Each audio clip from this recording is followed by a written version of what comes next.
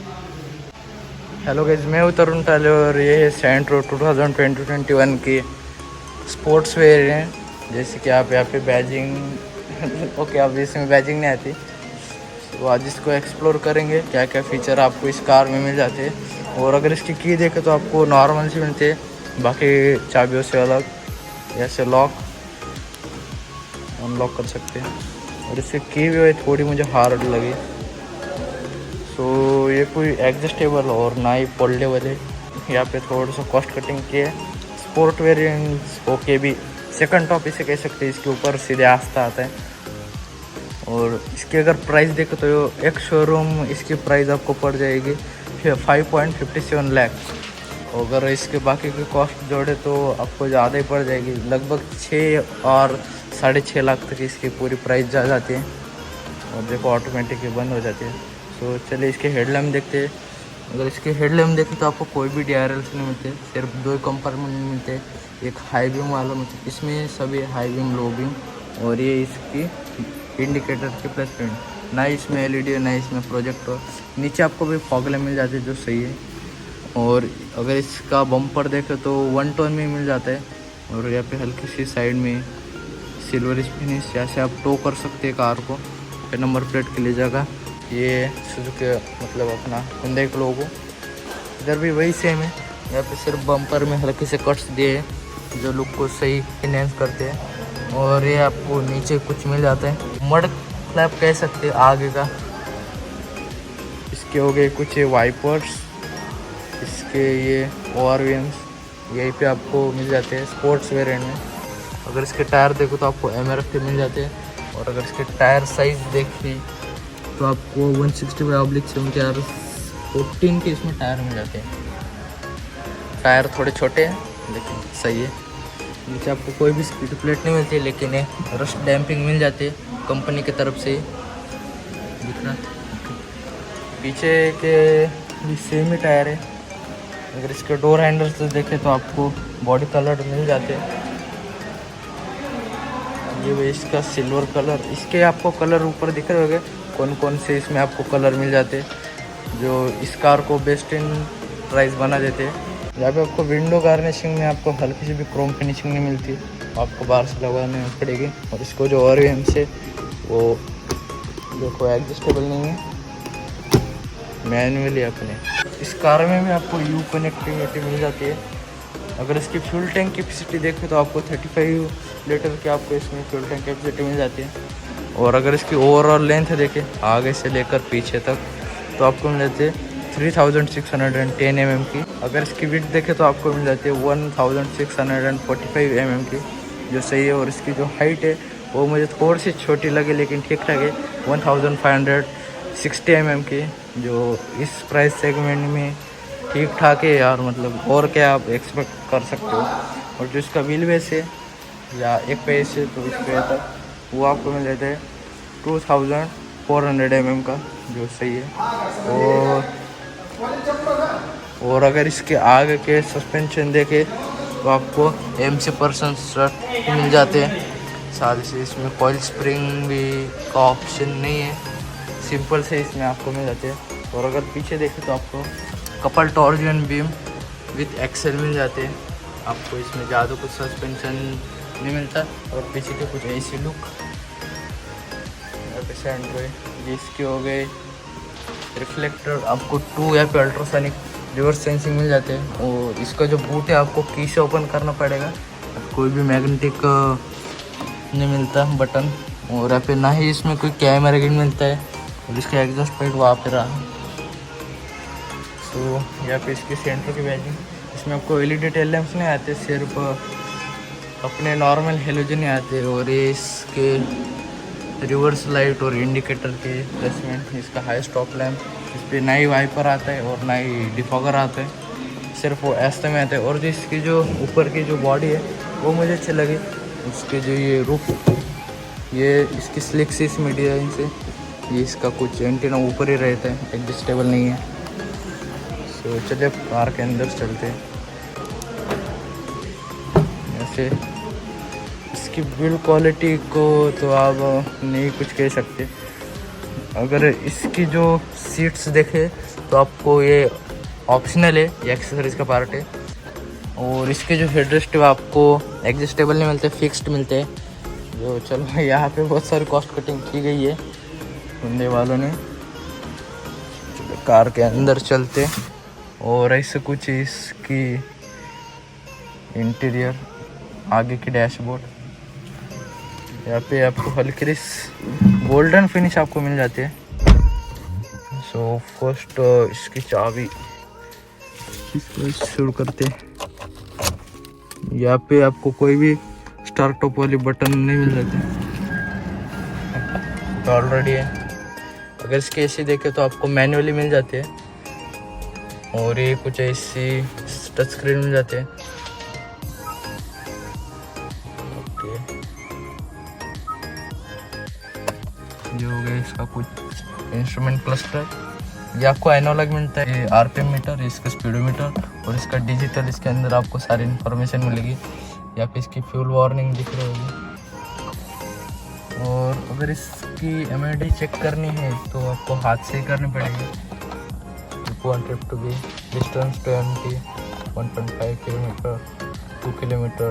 यहाँ पे टाइम दिखाता है, ठीक है। और ये सिर्फ बेसिक इन्फॉर्मेशन है इस कार में। जिनकी फैमिली छोटी है भाई और जो जिनको कार चाहिए वो एक ऐसी कार ले सकते हैं। जिनको सिर्फ कार के नाम पर कार चाहिए, इसमें आपको कूल ग्लो बॉक्स नहीं मिलता, अपना सादा सिंपल मिल जाते हैं। हालांकि इसके जो एयर वेंट्स है वो भाई मुझे अभी भी मैकलैरेन जैसे लग रहे हैं, जो दिखने में भी सही है। स्पोर्ट्स वेरिएंट होकर ओके, यहाँ पे कॉस्ट कटिंग नहीं की। यहाँ पे आपको टच स्क्रीन मिल जाते हैं, all menus, auto, Android auto नहीं मिलता, मिरर लिंक नहीं मिलता, अपर कार प्ले नहीं मिलता, म्यूजिक भी नहीं मिलता, वीडियो सिर्फ टच स्क्रीन दिए यार क्या। चलो कोई नहीं। यहाँ पे आप वॉल्यूम अप डाउन कर सकते हैं, एफएम। यहाँ पे भी आपको कंट्रोल मिल जाते हैं, वॉल्यूम प्लस म्यूट के कंट्रोल। यहाँ पे आपको क्रोम का लोगो नहीं मिलता, ब्लैक सा मिल जाते हैं। यहाँ पे क्रोम का जाना चाहिए था। ऐसे आप भी मोड ऐसे भी चेंज कर सकते हैं। ये सारे कंट्रोल्स इसके नहीं है। ऐसे आप कॉल पिकअप, अनपिकअप, वॉइस कमांड दे सकते हैं। और ये है इसके कुछ फ़ोन के ऊपर। यहाँ पे आपको माइक की प्लेसमेंट मिल जाती है। इसका अगर ओवरव्यू में देखे तो मतलब मिरर सादा सिंपल है, ज़्यादा कुछ नहीं है। और अगर इसके सनवाइजर देखे तो आपको कोई भी इसमें वैनिटी मिरर नहीं मिलता। और इधर देखे तो इधर आपको सिर्फ टिकट होल्डर मिलता है, ज़्यादा कुछ नहीं मिलता। और ये इसके फिर से एसी वेंट्स, यहाँ पे भी हल्की सी गोल्डिश फिनिश मिल जाती है।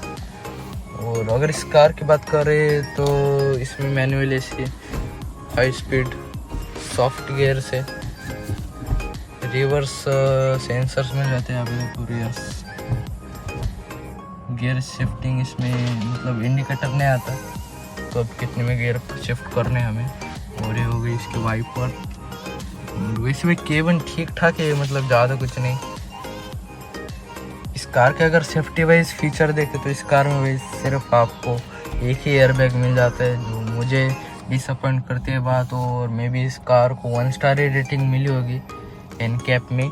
सो इसमें आगे के कुछ फीचर से सीट बेल्ट वार्निंग होगी, ABS, ABD, engine immobiliser, central locking, speed sensing, door lock, child safety, ऐसे कुछ आपको बेसिक इसमें फीचर मिल जाते हैं। इस कार में आपको ऑटोमेटिक एसी का ऑप्शन नहीं है, टॉप वेरिएंट में इसका ऑप्शन नहीं है। अगर इसके ड्राइवर सीट देखें तो आपको 4 एडजस्टेबल मिल जाती है। और इधर के ये भी आपको 4 एडजस्टेबल मिल जाते हैं। अगर इसकी सीट की देखें तो आपको फैब्रिक सीट अपहोल्स्ट्री मिल जाती है। इंटीरियर हालांकि इसमें आपको डुअल टोन मिल जाता है, जो सही है, पर्सनली मुझे अच्छा लगा। और अगर इसके कंट्रोल से देखें तो सारे यहीं पे फ्रंट के, यहाँ से इसके मुझे थोड़ा सी गंदा लगा भाई, यहाँ पे देना चाहिए था, यहाँ पे नहीं, सिर्फ यहाँ पे। जैसे आप रेयर के भी कर सकते हैं। इसका 5 स्पीड ट्रांसमिशन हो गया। इस कार के अगर माइलेज देखें 5 स्पीड से तो आपको 20 तक मिल जानी चाहिए। कंपनी भी बोलती है और बहुत से लोगों ने कहा इससे ज़्यादा भी मिलती है। अगर इसका ग्लो बॉक्स देखे ये हो गया, इसके अंदर कुछ मैनुअल, इसके अंदर भाई सिर्फ आपको 4 स्पीकर मिल जाते हैं, ज़्यादा कुछ नहीं, और ज़्यादा एक्सपेरिमेंट मत करना। और अगर इसके और भी हम कंट्रोल से देखें तो ये यहाँ पे और ये फोल्डेबल नहीं है, आउटसाइड मिरर, सिर्फ ऐसे आप एडजस्ट कर सकते हैं। तो चलिए अब पीछे चलकर देखते हैं। लेकिन ये हो गया इसका हैंड ब्रेक का फोल्डर, यहाँ पे आपको कुछ नहीं मिलता, यहाँ पे मोबाइल रखने के लिए जगह, बाकी कुछ नहीं, बेसिक सा ही है। चलिए अब पीछे चलकर देखते हैं।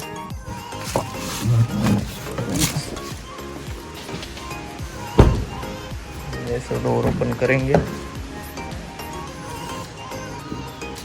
कैसा सॉफ्ट है, और पूरे सेट पीछे करने के बाद भी देखो भाई मुझे इतनी अभी भी लेग स्पेस मिल तो लग रहा है यहाँ पे। और स्पोर्ट वेरिएंट है तो इसमें आपको रियर एसी मिल जाता है, ये एक मुझे अच्छी बात लगी। हम्प इसमें ना के बराबर मतलब नहीं है, छोड़ दो। और अगर इसकी वारंटी देखो तो इस कार के साथ आपको 3 इयर्स की वारंटी मिल जाती है विथ 1 लाख किलोमीटर, कम है ना। और यहाँ पे इसके कुछ पावर विंडो कंट्रोल, यहाँ पे इसका ग्रैब रेल्स, यहाँ पे आपको उधर नहीं मिलता, सिर्फ आपको केबिन लैम्प सिर्फ मिडल में मिल जाती है, वो भी हैलोजन। तो ठीक ठाक है यार, ज़्यादा एक्सपेक्ट कुछ नहीं करेंगे इस कार में। तो हेडरेस्ट छोड़ रहा, आर्मरेस्ट भी नहीं है, ये इसका कुछ छोटा सा पार्सल ट्रे कितना छोटा है यार। तो चलो कोई नहीं, यहाँ पे हल्का सा कॉम्प्रोमाइज़ कर ही लेंगे। और इसमें आपको 4 स्पीकर मिल जाते हैं। तो ये हो गई इसकी अंदर की लुक। सो इसके साथ आपको कलर ऑप्शन भी बहुत सारे मिल जाते हैं। तो चलिए अब इसका इंजन देखते कितने सीसी का है। यह सब इंजन खोल सकते हैं, यहाँ पे इसका फ्यूज बॉक्स हो गया, जैसे आप बूट खोल सकते हैं, जैसे इसका फ्यूल लीड हो गया। हल्का सही है।